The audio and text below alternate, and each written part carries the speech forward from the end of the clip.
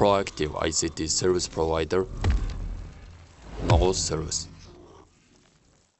Microsoft-ийн 360 аппликейшнүүд болон сүүлийн шинжилтүүд юм. За яагаад энэ сэдвийг сонгож авсан бэ гэхээр та бүхэн өмнөх вебинар дээр орж исэн бол мэдчихэж байгаа те. Өмнө нь Windows-ийн апдейтуудыг орж исэн, аюулгүй байдлын шийдлүүдийн талаараас орж исэн. Windows-ийн апдейтуудыг яг яагаад хийх ёстой вэ? Хийснээр яг ямар давуу талууд гардаг вэ гэдэг талаар орж исэн бол энэ удаа аппликейшнуудын апдейтуудын талаар орох болно гэсэн. Сар болгон, улирал болгон Microsoft-аас эдгээр өөрсдийнхөө аппликейшнууд дээр бол шинжилтүүдийг оруулж идэв. За тэдгээр шинжилтүүдийг авснаар бол бид нэр өөрсдийнхөө ажлыг хөнгөвчлөх, за тэгээд шинэ функцүүд бас орж ирдэг гэсэн. За тэгэхээр бидний нөгөө Microsoft-ийн 362 маань үр бүтээмж нь бол илүү сайжирна гэсэн. За тэгээд вебинараа зоригүй ажиглалыг шийдвэрлэцгээе. За өглөө нэмэнд манахаас явуулдаг вебинар маань эхэлчихсэн. За миний яриа сонсогдож байгаа хэ. За сонсогдохгүй чат бичээд түлтээгээрэй. За өнөөдрийн вебинараараа хэдүүлээ сэдв нь болохоор Microsoft 365 аппликейшнууд дээр гарсан. За тэр дундаа сүүлийн саруудад гарсан хэрэглэгчдэд зориулсан шинжилтүүд ямар шинжилтүүд байна. За тэгээд түүний дараагаар болонгод миний зүгээс tips буюу зөвлөгөөнүүдийг өгөөд явахаар байгаа гэсэн.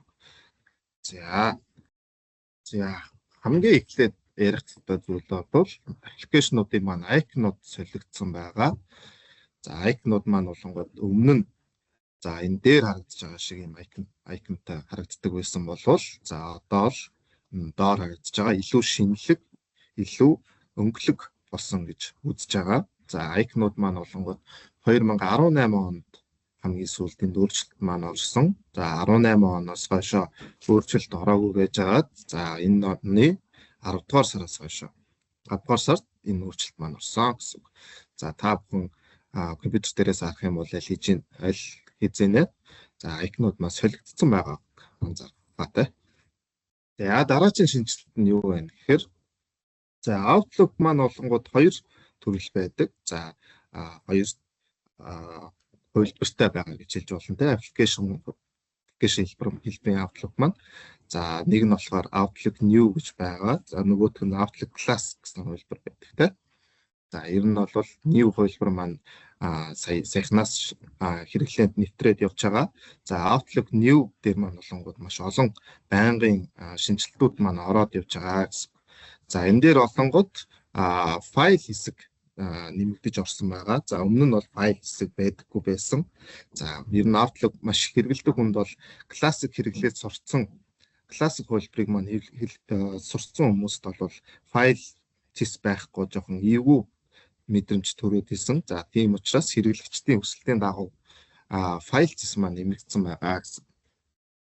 За файл зэс маань болонгод зүүн дээдлийн болонд харагдаж байгаа. За тэгээд файл зэс дотор таны аккаунтын чинь мэдээллүүд за экспорт за аккаунт дээр байгаа мэйлүүдээ экспорт хийх боломжууд юм уу цонхууд за тэгээд тохиргоотой холбоотой цонхнууд харагдаж байгаа гэсэн.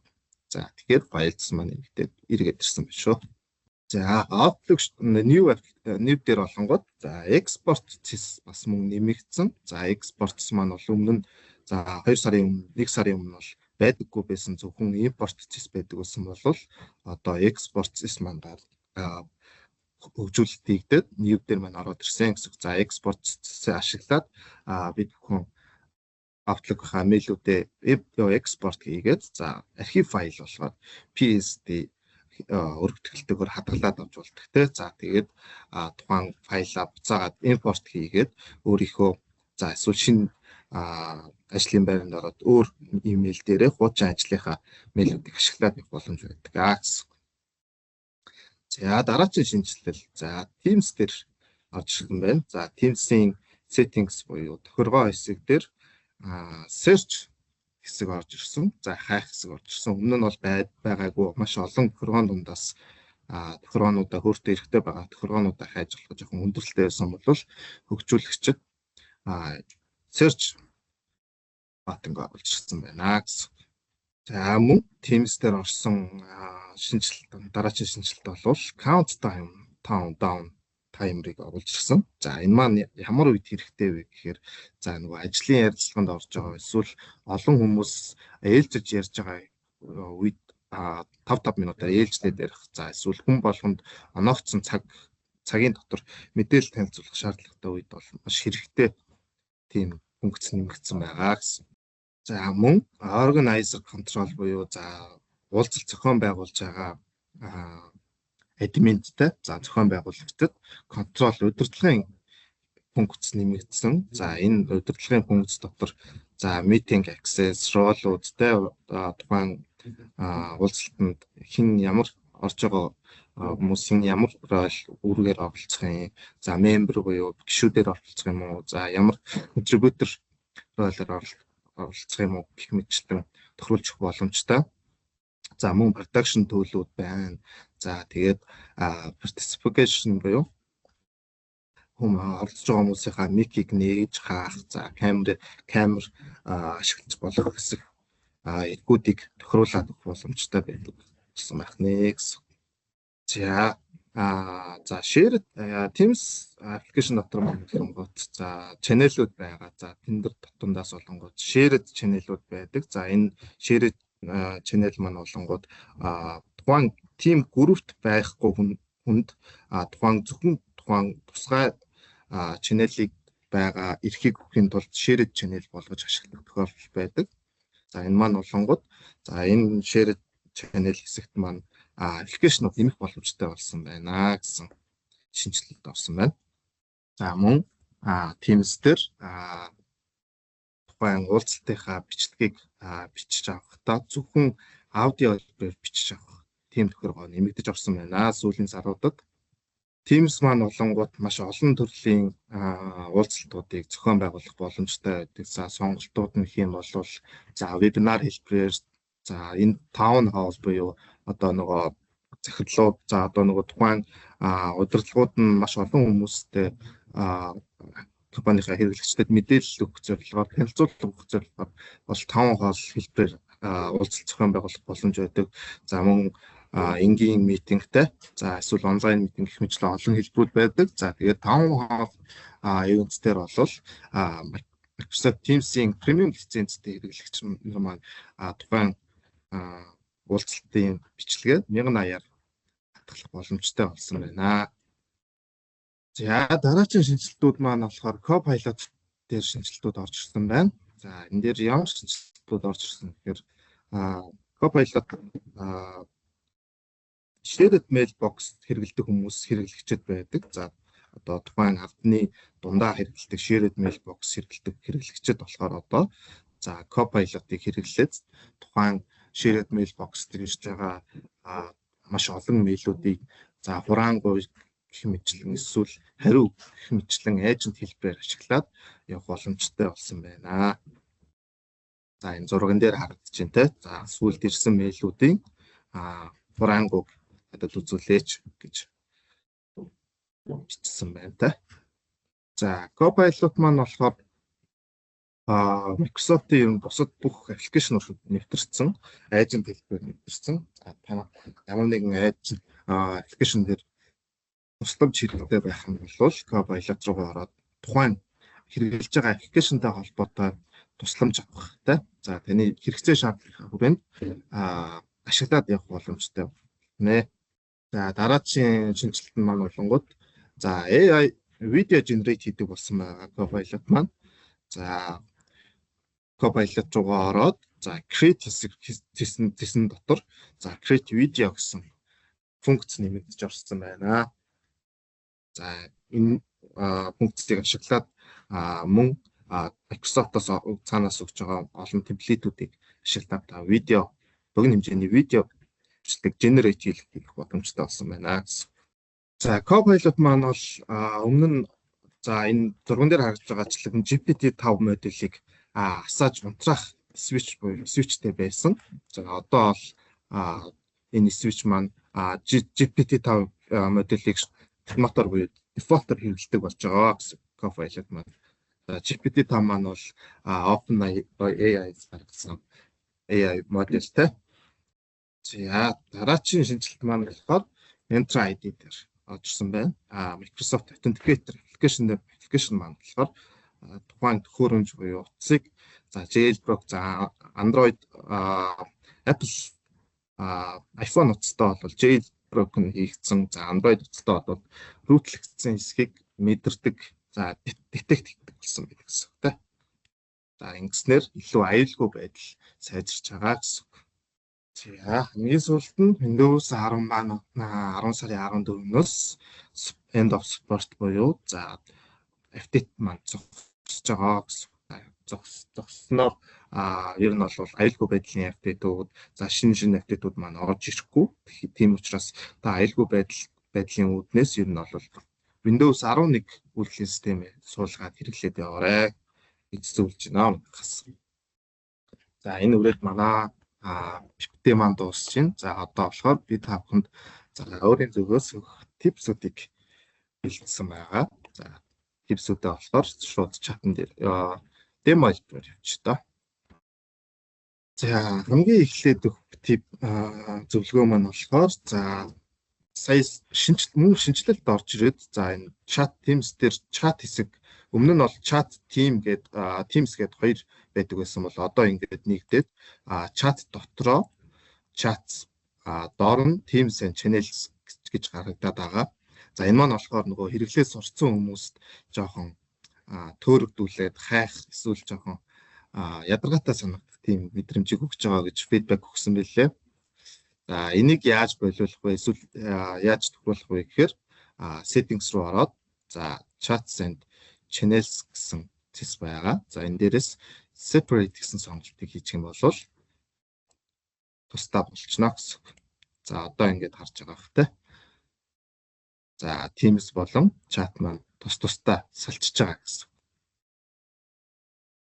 За дараачийн маань зөвлөгөө болохоор за нэг яавчтай ажил гарч ирлээ гэж бодъё те. За тэгээд тухайн одоо хамт ажиллаж байгаа хүмүүс лугаа чат бичсэн чинь тухайн хүн маань синдэхгүй за тухайн хүнд маань за яавчтай ажил гараад ирсэн. За тэр үед болохоор за important chat гэдэг цэцгийг ашиглаж болно. За яаж ашиглах вэ гэхээр hey за энэ дээр юу гэдэг те байна уу гэдэг юм уу. За ингээд за энэ actions and apps хэсэг дээр дараад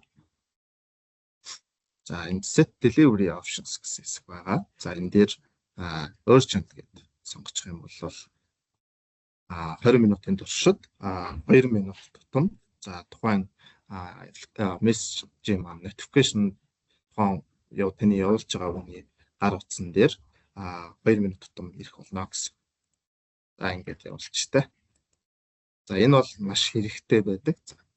Critical ажил хийж байгаа, яаралтай ажил хийж байгаа, хамтарч ажиллаж байгаа үед бол та. За дараачийн маань зөвлөгөө болвол за их хүмүүс ер нь бол имэйлээ явуулахдаа дутуу явуулчихдаг тий attachment-а. За эсвэл буруу үнэлгээ явуулчихдаг. За тэр үед имэйлээ буцаах шаардлагатай байгаад тий. За тэр үед болохоор за яаж буцаах вэ гэхээр тухайн sent items руугаа дараад мэдээж та имэйлээ илгээсэн бол sent дотор ч орсон байгаа. За ингээд тухайн имэйл дээр 2 товшоод орчихно. За 2 товшоод болохоор тухайн имэйл маань Windows хэлбэрээр нэгдчихэж байгаа гэсэн. За тэгээд файл хэсэг рүү ороод файл хэсэг дотроос resend or recall гэсэн сонголт байгаа. За энэ дээрээс recall гэж тавьдаг гэсэн.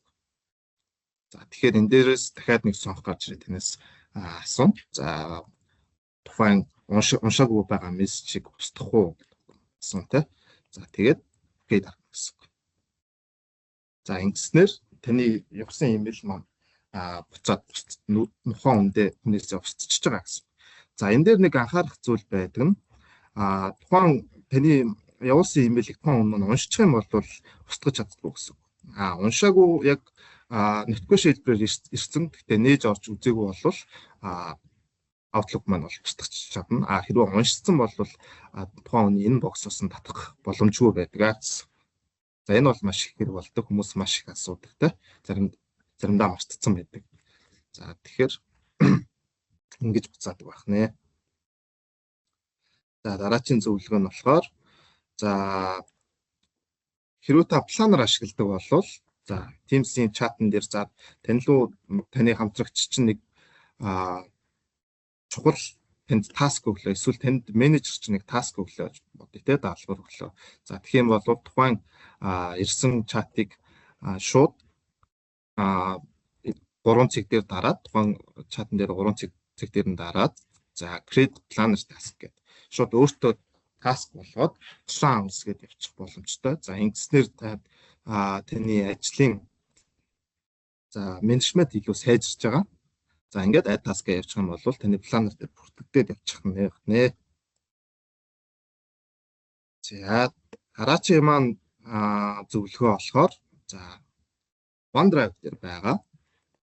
За маш олон хүмүүс болохоор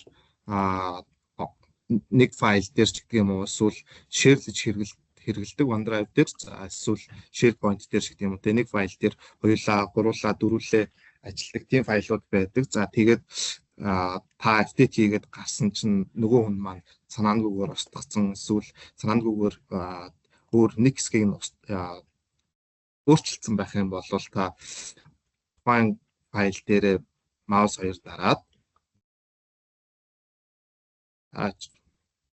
за хотл дээр нь 3 цаг дээр дараад за тэгээд энэ дээрээс version history гэсэн сонголт байна.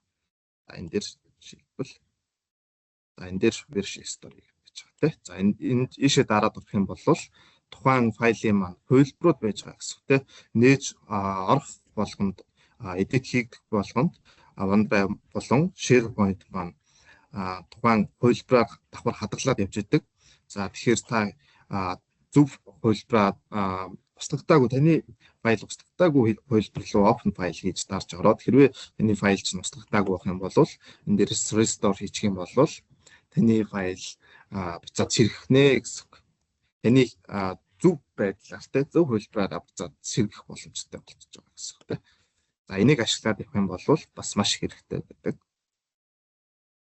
За дараачийн маань зөвлөгөө болохоор за OneDrive болон SharePoint тэр хүмүүс ер нь бол маш sync гэдэг функцийг хэрэгэлдэг. За энэ маань болохоор тухайн одоо SharePoint дээр байгаа файлыг өөрийнхөө компьютер дээрээс маш амархнаар нээх боломжийг бидэрт олгодог. Заавал вебээр нэвтэрч ороод эсвэл SharePoint-ийн сайт руу документ зэгч дарж ороод байхгүйгээр за энэ дээрээс шууд та за жишээлбэл энэ Viva Test гэсэн SharePoint эсвэл таны Teams-ийн team чинь файлууд байлаа гэж бодоход за тухайн фолдер руу ороод за заримдаа болохоор энэ хэсэг sync гэдээ байж байгаа. Заримдаа болохоор энэ функцүүд маань багтахгүй болохоор энэ 3 цаг төвцөн орсон байдаг. За тэгээд sync гэдээ орчих юм бол за OneDrive-ын тусламжтайгаар таны компьютер руу тухайн файл нь sync-лэгдэх гэсэн үг тийм. За sync-лэгдсэний дараа болохоор юу яаж харагддаг вэ гэхээр таны My Computer дотор чинь OneDrive гэсэн фолдер үүссэн байж байгаа. За тэгэхээр энэ фолдер дотор таны sync-сэн фолдер маань ороод ирдэг гэсэн үг тийм. За жишээлбэл энэ документ гэсэн шиг. За тэгээд энэ дээрээсээ та тухайн файлаа нэгээд ашиглаад дээр нь FTP оруулаад дээр нь ажиллаа хийгээд явхад давхад таны SharePoint эсвэл Teams дээр байгаа файл дээр чинь FTP маань ороод хадгалагдаад явдаг гэсэн үг тийм. За энэ функцийг ашиглавал бас маш цаг хугацаа хэмнэж болдог. Мөн заавал вебээр дамжих шаардлагагүйгээр компьютер дээрээс нээгээд ажиллаж болж байна те. За sync хийсний дараа болохоор тухайн би одоохондоо болохоор sync хийж ашигладаг байгаа. За sync хийсний дараа болохоор тухайн файлуудын маань хойдолд энэ статус гэсэн төлөвүүд гарч ирдэг. За энэ төлөв маань юуг илэрхийлж байна гэхээр за энэ цэнхэр үйлний зурагтай байх юм бол тухайн файл маань OneDrive дээр буюу зөвхөн cloud орчинд байрлаж байгаа. За энэ хоёр сумтай энэ статустай байх юм бол тухайн файлыг яг одоо sync хийж байна гэсэн үг. За ногоон байх юм бол таны компьютер дээр ч за мөн cloud орчинд буюу OneDrive дээр ч давхар хадгалагдаж байгаа файлуудыг энэ статусаар ялгаж харуулж байгаа гэсэн. За дараагийн маань зөвлөгөө болохоор за Teams дээр статус мессеж бичиж өгөх байгаа. За ер нь бол өөрийн статусыг бичих, өөртөө цаг зав гаргах, эсвэл уулзалт зохион байгуулах гэдэг юм уу, эсвэл ээлжийн амралтаа авах, за декрет авах гэх мэт тохиолдлууд дээр ер нь бол энэ статус мессежийг бичээд за тэгээд хэрэглээс орчвол маш үр дүнтэй байдаг. I'm busy гэдэг ч юм уу те. За ингээд show when people message me гэдэг. За ингээд дан дарчих юм бол тань руу ямар нэгэн мессеж хүн бичих юм бол за энэ саний мессеж маань явах нэ гэсэн. За амралтаа авсан байхад хүмүүс Teams-ээр бичээд байдаг те. За тэр тохиолдлууд дээр энийг хэрэглэж болно гэсэн. За дараагийн маань тип маань болохоор за ер нь бол хүмүүс нэг уулзалт митингд орохдоо микрофон ажиллахгүй байх, за яриан сонсохдохгүй байх гэх мэтчлэн тохиолдлууд байдаг. За тэр үед болохоор за энэ Teams-ийн settings хэсэг дотор за devices гэсэн хэсэг байгаа. За та ямар нэгэн митингд оролцохоос өмнө энэ devices гэсэн хэсэг рүү ороод за таны чивч чинь орж ирсэн байна уу? Яг Teams програмд маань танигдаж орж ирсэн байна уу гэдгийг шалгах хэрэгтэй. За тэгээд орж ирсэн бол чивчээ сонгох хэрэгтэй. За мэдээж микрофоноо сонгоод за хэрвээ таны чивч чинь давхар микрофонтой чивчүүд байдаг бол микрофоноо сонгоод за тэгээд нэг чеклчихэд зүгээр байдаг гэсэн.